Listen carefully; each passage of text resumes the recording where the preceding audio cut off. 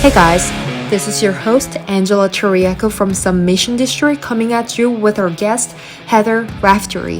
Heather is a black belt in Jiu-Jitsu who is training in Atos Jiu-Jitsu. She has a really cool story to share with you guys that involves with van and pursuing Jiu-Jitsu while traveling.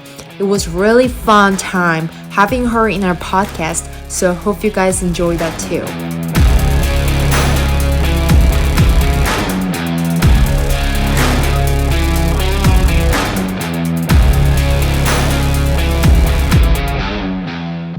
Heather, thank you so much for joining. Are you ready? Yeah, I'm ready. Thank you for having me. My pleasure. Like when I found you on Instagram, I was like, I need to interview you. It's just like so interesting. Like I said before we hit the recording button, like I literally follow four Instagram account that features like a van lifestyle. And the reason why I invited you here is because I want to talk about your story with your little Volkswagen van to pursue your jiu-jitsu traveling lifestyle. It's so cool. Yeah. Like it's just so amazing. Like who does that? I mean, I'm pretty sure there are other people doing it like you mentioned. Right. But it's really hard to do it without having some kind of like a motivation or like commitment. Yeah, definitely. You have to commit. When you kind of, so backing up, I've always kind of enjoyed Volkswagens. I had Volkswagens around the same time that I started jiu-jitsu. Always had an interest with them. Had a bug when I first started. And then when I was offered a job after grad school. I went out to Miami and I was training under Cyborg Aburu at Fight Sports. Mm-hmm. And so I had the bug and I was a purple belt and I was training and I was competing at the same time. And I was getting pretty decent at jiu-jitsu and winning some things. And I thought, around that same time, I believe van life was just beginning to start to gain traction. But I had already had an interest in Volkswagens and vans and knew that I didn't really want to pay rent anymore. And I really kind of wanted to dedicate my life to kind of jiu-jitsu and see where that goes for a little bit. And so I sold my bug, bought a van. At that time, I was already a brown belt under Cyborg. Mm-hmm. And so I traveled across the country for 2 weeks, taking my time, visiting academies, of course. And I had my cat with me, Mr. Fleabags. He was a stray that I found on the street. Yeah, he traveled with me for 2 weeks. I dropped him off at my parents' place before I continued on in Tucson. So I'm from Tucson. I dropped him off in Tucson at my parents' place and then continued on to San Diego and lived in it for about a year and a half. There was a couple months, about a year, that I didn't live in it. I was having some work done on it, and I was trying to establish residency in San Diego, so you have to have a physical address to do that. And then I moved right back into it and trained and did the van life for about a year and a half, almost 2 years, full time. Wow, that's so crazy. I mean, first of all, I love Volkswagen van. They're iconic. They're so cute. And then, in the future, I kind of do want to do like a little bit of customizing, and then I'm not sure when's that going to happen. And then put Submission District logo on it and put like a little mat. So it can be I don't know, portable dojo or something. Yeah. That was always my dream I wanted to drive the van from basically South San Diego all the way up to Alaska with a bunch of puzzle mats on the top, stopping at jiu-jitsu academies, and even like letting people know where I was spending the night if I was somewhere random, and inviting people to train. Definitely. I mean, safety is important. I guess. How's that traveling lifestyle work? And when you're like training jiu-jitsu, like do you have like a connection there, or like mostly do you have a connection to where you're going, or like do you have to somehow find the connection and build a network so you can train while you're traveling. Well, shoot, jiu-jitsu itself is just a big community. I've been pretty involved in the BJJ Globetrotters, and then through the different academies that I've had contact with, I'm, I know at least know somebody who knows somebody in that town and can make introductions, or I know that person in whatever town and I stop by and I see their academy, and or even just shoot a message on the Globetrotters Facebook page and say, hey, I'm in this town or this country or this whatever, and any recommendations for jiu-jitsu academies. And usually somebody makes a suggestion or an introduction, and especially for an upper belt female, a lot of academies, they still don't have very many women training on their mats, and so it's really exciting for them to have a higher level woman stop by and train with their chicks or and their guys. So it's never really been an issue trying to coordinate where I'm going or who I'm going to train with next. Yeah, it's really great that it's interesting that you mentioned like there still isn't a lot of women training in jiu-jitsu, because like that's pretty much same in judo as well. Like there really isn't a lot of women in dojo, and just in general, like so you can like find, sometimes you can't even find like female partners. So it's kind of like different. Yeah. Sometimes it can be hard, but then sometimes it's fun. But speaking of women, a story about your nickname, Jiu-Jitsu Gypsy, and the venture with your female friends. Would you be able to take me through that again? Yeah, definitely. So my nickname is the Jiu-Jitsu Gypsy, and that's my Instagram handle and my Gmail account. And so I got the name when I was in Denver. I was going to graduate school, and I was already a blue belt at the time. My first instructor, Josh Hinger, had given me my blue belt before I left Tucson, and so I moved to Denver, was going to grad school there, was training at a couple different academies, actually. It was now they're called Kataro Jiu-Jitsu Academy, and they used to be a Helson Gracie Academy. And then I also trained at Factory X, which is more of a MMA gym. And then because in Colorado at the time there wasn't a lot of women training and competing, I think there was only maybe 8 of us who actively compete in major tournaments. And so we would all travel to each other's gyms and train with each other just to get enough training with women. Of course, we had our own training partners at our own academies, mostly men, but it was important for us to kind of get the feel of women, because women train just a little bit differently. They have a different feel. They're more flexible. They don't give as much space. And so we were the original kind of jiu-jitsu gypsies. And I kind of continued with that theme and took the name as my Instagram, and I became kind of this OG original gypsy. And so I've continued, like, I've just traveled all over the world, and everywhere I go, I train with whoever I can at whatever academy I can. And after grad school, I was given a job or offered a job in Miami, Florida. And I was like, why not? So I loaded up at the time I had a 1970 Volkswagen Beetle, and I loaded that up and traveled all the way out to Miami. And then I trained with Roberto Cyborg Abreu at Fight Sports, so one of the top jiu-jitsu academies in the world. And I had a couple of friends, and we started this kind of revolving women's open mat called the Jiu-Jitsu Gypsies. And even after I left, a friend of mine continued that, Olivia Aleda, and she's taken that to a different level. I think they have Jiu-Jitsu Gypsy open mats and events almost every single month in Florida. They even have their own rash guard.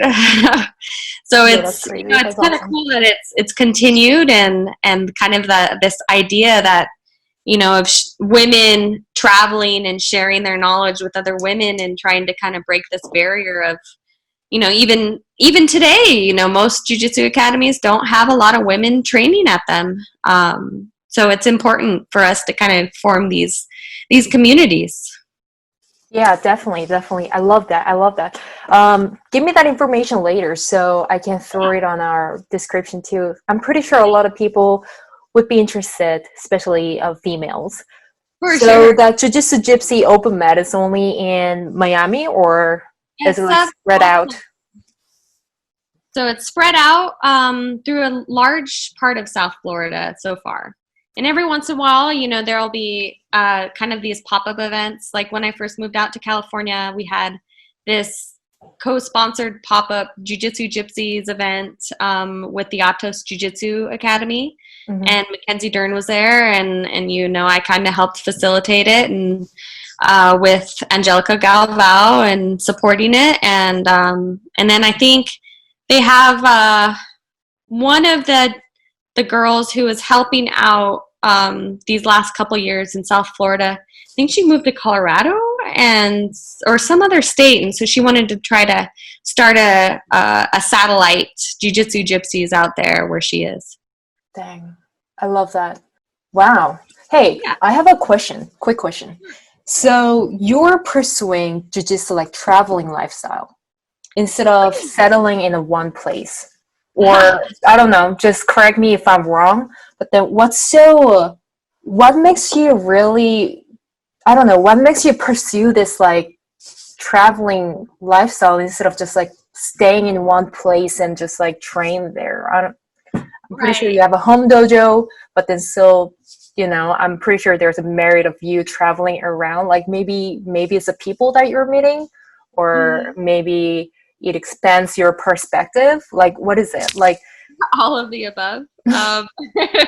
I've always kind of been a bit of a traveler. When I was growing up, my dad is a horse trainer, and so we would go to all over the U.S. And so I was always growing up in a truck, going to this event or that event in this state. And in school and college and grad school, I would travel to other countries, and I just kind of meshed my love for traveling with my love for jiu-jitsu. And the aspect of traveling, I mean, I'm a part-time van lifer now. Before, when I was training in San Diego, I was living in the van full-time. But now I live back in Tucson, my hometown, and I actually have a house, and I live in the van whenever I'm traveling around the U.S. or going back to San Diego for training camps or what have you. But the traveling, it is, it's the excitement of being in a new place and meeting new people and training with new people and kind of doing things that the majority of people in this world really don't have the means to or the interest to do. Traveling sometimes is scary, and meeting new people, you never know what you're going to get. And so for many people, that's scary. That's intimidating. But for me, I've always found it invigorating and exciting. So right now you're doing traveling like a van lifestyle part-time, but then, so you mean like before it was a full-time, right?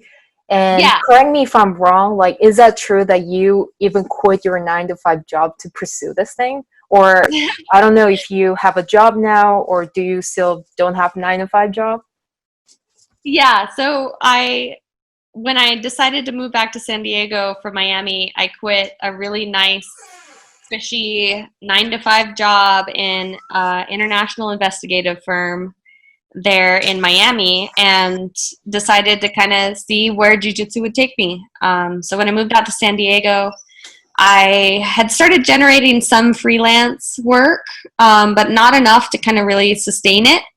And so initially I started working at Fighters Market, which is an e-commerce business dedicated to selling jiu-jitsu gis and gear and related items. So I was their marketing manager for a good while. And then I just kept getting all this freelance work. And so I was able to kind of quit being a full-time employee at Fighters Market. And I later retained them as a client for a little while.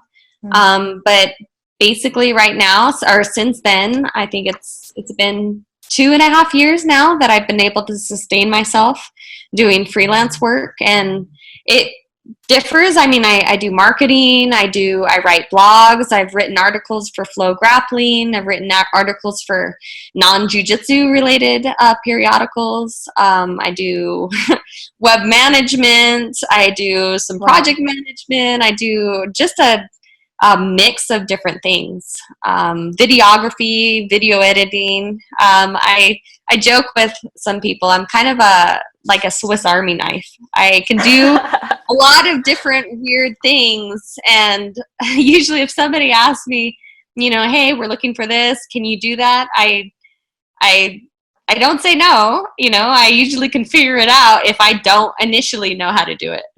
I love that example of you. And I love that mindset. And especially, what, are you like black belt now? I am a black belt, yeah. You could be pretty deadly too.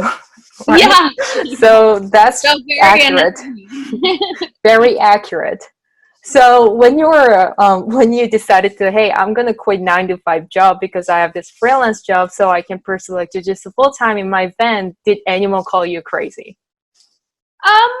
At the time, I don't think they did. Most people who knew me kind of knew that I was just a little bit off the norm. So, I mean, weird is good, right? Yeah, weird is totally good. I'd rather be interesting and weird than boring and normal.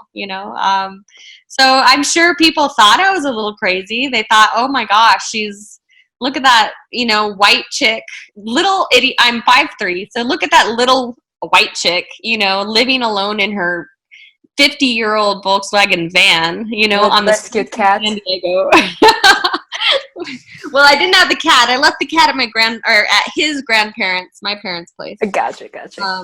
So yeah, I'm sure they thought crazy a couple times, but they never said it to my face. Hey Heather, how long have you been doing jiu-jitsu? Since January 2009, so 11 years.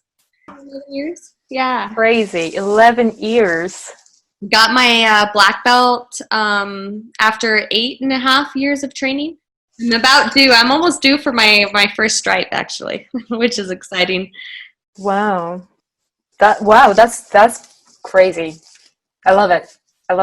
I've been doing judo for only 4 years? Yeah. I can't even count it. And to do it 11 years is like I have 7 more years to go, and I don't even know. Like it sounds like a far away for me. Right. I can't wait to be like, hey, I did judo for 10 years. Wink, wink. Right. I never really thought of the time or even my belts. I was never focused on, oh, I want to get my next belt, or oh, I want my black belt from this person or that person. I did jiu-jitsu. I loved jiu-jitsu. I loved competing. When I received my belt, it was always a great honor. But it was, it was just another milestone. It wasn't really, it wasn't my ultimate focus. My focus was to enjoy what I do, and I did. And so I'll just continue training jiu-jitsu because I enjoy it. The next stripe, or the next, maybe if I ever get to the stage where I get a coral belt, that'll be pretty awesome. But it's never why I did jiu-jitsu. What's coral belt? Coral belt is like after 40 plus years of training, something. It's kind of an honorary belt in the jiu-jitsu system. So let me make sure that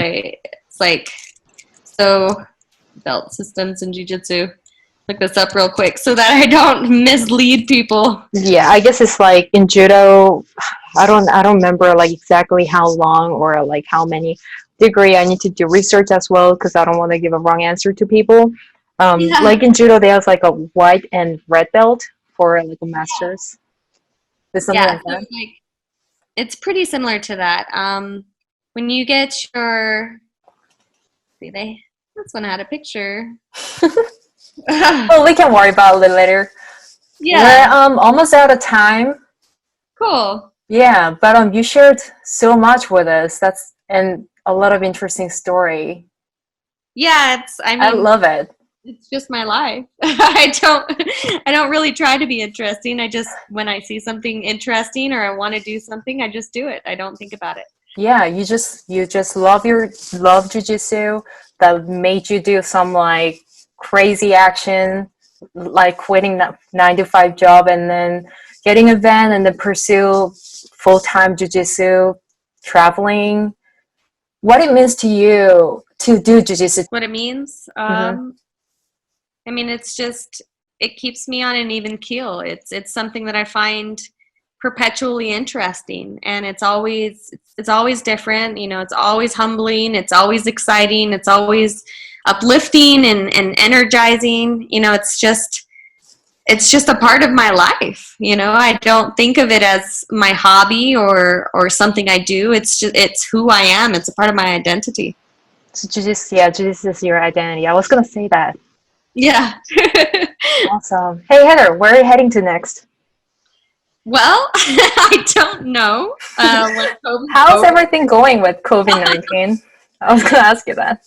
Yeah, everything is well, pretty much closed up. A lot of the academies are still not unable to open, even here in Arizona, and yeah, I haven't really been able to train much. Luckily a couple of my roommates train, and so we've had our little in-house training. But I'm excited for when kind of the world stops burning and life Yeah.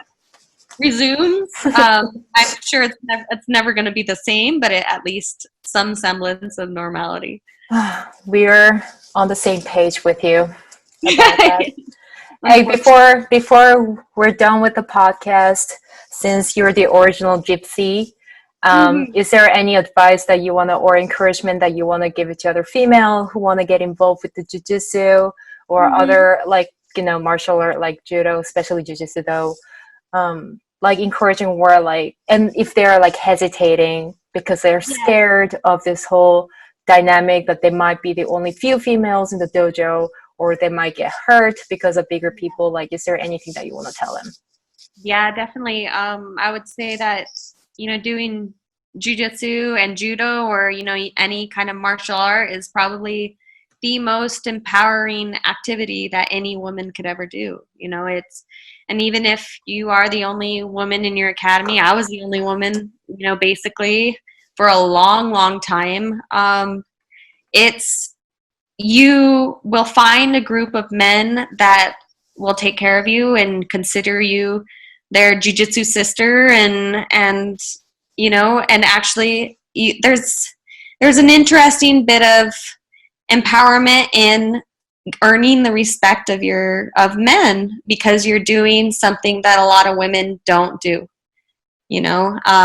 So it is intimidating at first, and, you know, all of martial arts are very physical activities, but there are ways for a woman of any age, any shape, any size to really excel in the martial arts. And it's about finding where your strengths lie, and as long as you stick with it, I mean, you're going to find, not only are you going to learn so much about yourself and about what you can actually accomplish, but you're also going to find an amazing community, both of women and men.